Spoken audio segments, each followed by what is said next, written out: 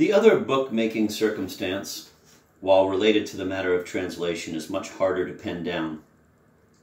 The hypothetical Shakespearean source library is notably rich in a kind of volume whose origins go back to the Middle Ages, but whose international career is very much alive and well in the 16th century, namely, the Compendium of Stories. As the canonical peak of the genre is Boccaccio's Decameron, itself a Shakespearean source, relevant to All's Well, Cymbeline, and Merry Wives. Other such texts include the Gesta Romanorum, which dates back to the 13th century, Il Novellino by Masuccio of Salerno, 1476, the Novelle of Bandello, 1554, Il Pecorone of Giovanni Fiorentino, 1558, and Gli Hecatomethy of Giraldi Cinthio, 1565, plus related versions in other languages, including Histories Tragiques by Pierre Boisteau, 1559, and by Francois de Belleforest, 1564, Geoffrey Fenton's Certain Tragical Discourses, 1567, and William Paynter's Palace of Pleasure, 1567. Collectively, this body of material touches upon a remarkable range of Shakespearean texts, not only, as one might expect, tales of fantasy and love such as Merchant, Pericles, and Cymbeline, but also those set in very different universes like Merry Wives, Titus Andronicus, Timon of Athens, and even Hamlet. These collections of narratives in part represent an early modern codification, in some cases fabrication, of folk tales. In their vast overlapping interrelations, we can witness a whole field, call it literary bumper cars, where stories are made and remade via translation, imitation, elaboration, parody, and recombination. If, for instance, one follows the source trail of Romeo and Juliet or Othello, where there is approximate originary work, Arthur Brooks' tragical history of Romeus and Juliet, and Cinthio's Hecatomethy, but behind it a tangle of versions coming out of Bandello and his inheritors, one is struck by the difficulty of pinning down Shakespeare's specific route of derivation, especially given questions concerning his familiarity with languages. But more than that, one notices that this range of material made available to the dramatist a kind of postgraduate course in comparative structural narratology. And even these anthologies appear to be literature light. They also remind us that some of Shakespeare's most prestigious source books, including the Metamorphoses and Plutarch's Lives, are themselves structured in the form of composite and detachable parts that invite comparison. Now, having listed all these points of origin, ancient and modern, lofty and popular, we must ask the slightly ingenuous question, did Shakespeare really read his sources? As I have suggested earlier, it is clear enough that he read his school texts, quite independently of instrumentalizing them for some new piece of writing. It is also clear that there is a body of important works of such universal presence within early modern civilization, one might borrow Foucault's designation of transdiscursive, by which he refers to Marx and Freud, that they are present everywhere in the formation of the plays via some deep acculturation. One can hardly imagine, for instance, the erotic ideals of the sonnets without Plato, or the politics of Milan and Naples and the Tempest without Machiavelli, or the transports of love, whether straight or parodied, from Love's Labour's Lost to Antony and Cleopatra, without Petrarch. Likewise, without the Bible, we could not begin to account for turns of phrase like Hamlet's, "There's a special providence in the fall of a sparrow," or Bottom's, "The eye of man hath not heard, the ear of man hath not seen," or indeed the very title Measure for Measure, which, with its multiple reverberations from the Sermon on the Mount. All of these books, in whatever form and by whatever necessary intermediaries, he read. But centuries of source study applying itself to Bandello, or the anonymous play texts, or even the canonical classics which form the basis of the dramatic plots, have suggested that Shakespeare did not so much read these works as cut and paste them. That is, he opportunistically stole what he needed, ignored the rest, and sublimed everything. These assumptions are well worth questioning. To put the matter in its simplest terms, authors generally can discover something in another book only once they have read that book independently of its precise future usefulness. Shakespeare, in other words, might have consulted Richard Knowles' General History of the Turks when he had already worked out the circumstances of Othello, but he is less likely to have dreamed up a tale about a Moor marrying a Venetian, lady, and then gone to a first reading of Cynthia's Hecatomythe, 3:7, either accidentally or in the foreknowledge that he would find what he needed there. And by whatever chronology of consultation, exported material remains touched with its own original context. The source book, whether it is the Fairy Queen or the Three Ladies of London, enters a complicated calculus of inspiration for any author under its influence. These abstract principles become concrete when we follow some quite specific paths of Shakespearean sourcing. In a set of interesting articles, Martin Mueller has shown how certain stories, while providing the main point of origin for a single play, also haunt the dramatist's imagination repeatedly and throughout his career. Bandello's tale of Phoenicia and Timbreo includes all the main events of the Claudio and Hero plot in Much Ado, but elements in this story continue to generate important moments in later plays, including Othello, Cymbeline, and The Winter's Tale, where Shakespeare seems to be trying to do different things, generally less rational and more magical, with the Bandello source. Plutarch's Life of Brutus is a primary source for Julius Caesar, but the relation between Brutus and his wife Portia weaves itself through a set of variations on the conduct of married life in The Merchant of Venice, 1 Henry IV, and Macbeth, as well as Lucrece, in an equally persistent way. The true chronicle history of Queen Lear, before it reaches its fullest expression, has already helped shape the way Shakespeare represents the state of nature in As You Like It, assassination in Richard III in Hamlet, and the competition among suitors in The Merchant of Venice. Some of the associations Mueller draws may be tenuous, but he makes a strong case that most of Shakespeare's favorite sources were known to him by the time he was in his 20s.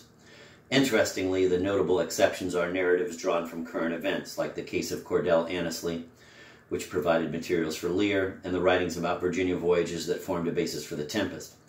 In Mueller's words, quote, "It should therefore be a fundamental axiom of source criticism to observe the consequences of the fact that Shakespeare's readings jostled each other in his memory and settled in a complex web of memory pathways long before they became sources for plays he intended to write," end of quote.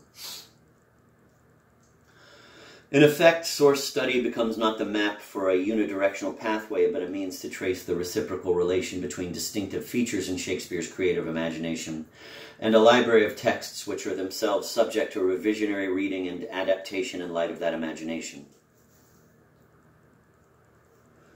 If, for instance, we imagine a cluster of narrative elements including nobly born wives who are entangled for good or ill with their husbands' public lives, e.g. Lucrece, Two Portias, Lady Percy, Desdemona, Lady Macbeth, Hermione, calumniated women, presumed dead but merely sleeping, e.g. Hero, Hermione, Inogen, and, stretching the point a little, Desdemona, and fathers and daughters, too numerous to list. Not only do we refer to the plots of half the plays, but we also map out a very broad field of source relation that goes back to a relatively small number of originary texts. To literalize the process, Shakespeare finds the stories that replicate his personal obsessions. The stories give those obsessions certain shapes. He, in turn, reshapes them by producing ever-varying adaptations. In the end, he becomes a reader of and source for himself.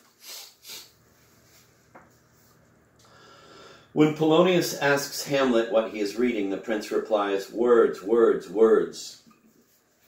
It's a joke from Hamlet's antic disposition, and a good one, since both Renaissance and modern psychology can readily picture madmen as losing the thread of sequential discourse and focusing instead on syntactically disconnected verbal units. For the purposes of literary criticism, however, such madness may be prerequisite.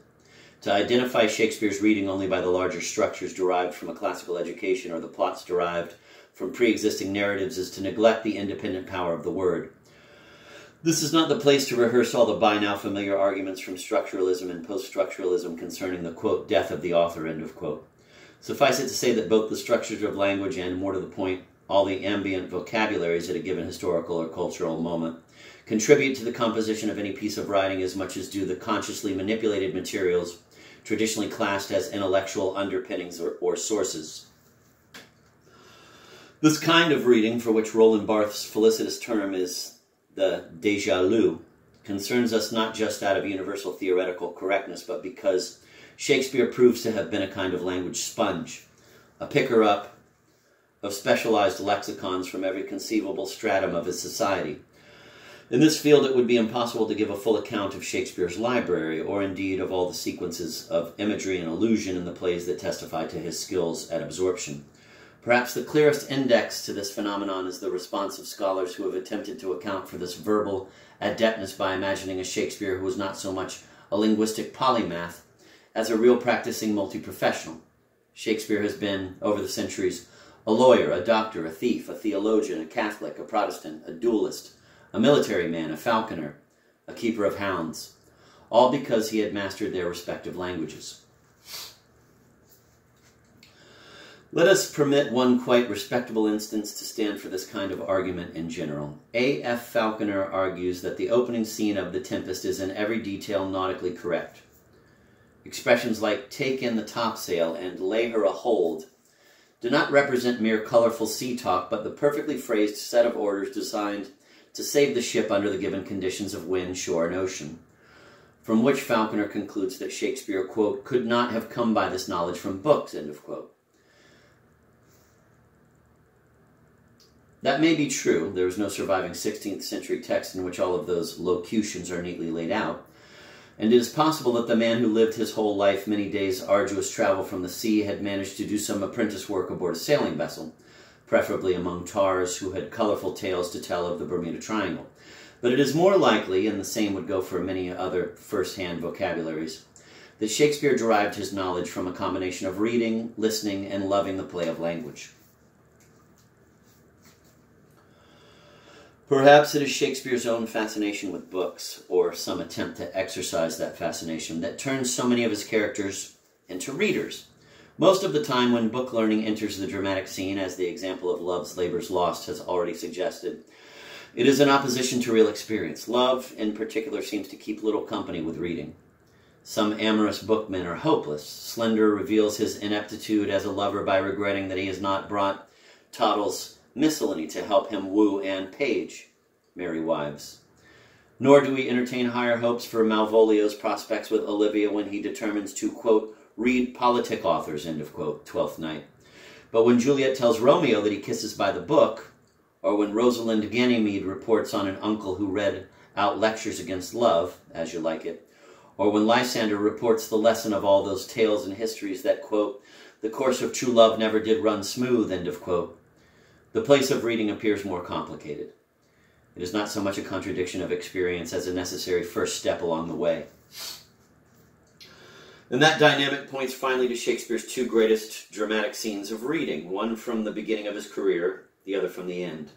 The raped, mutilated, and silenced Lavinia of Titus Andronicus, in an attempt to reveal the horrors of our own experience, can do nothing but point to a book in which the story of Tereus, Procne, and Philomela has pre-written the miserable sequence of events. The precision of the parallel, although Shakespeare's version is more horrific, enables both the characters and the audience to read experience as though it were a book and read the book as though it were experience. Prospero's book, which he prizes above his dukedom, is both the sign and the substance of his magical power. When, at the end of the play, he drowns it, quote, "deeper than did ever plummet sound," end of quote, Tempest, he and all those who have survived the shipwreck are returned to Europe, to politics, to life, death, and marriage. In short, to the fullness of natural experience. Lavinia's volume is quite explicitly Ovid's Metamorphosis, and while Prospero's is less directly identifiable, it is signaled by an incantation that comes almost verbatim from the same work. When Shakespeare's characters have their fullest experience of reading, they turn to Shakespeare's favorite source,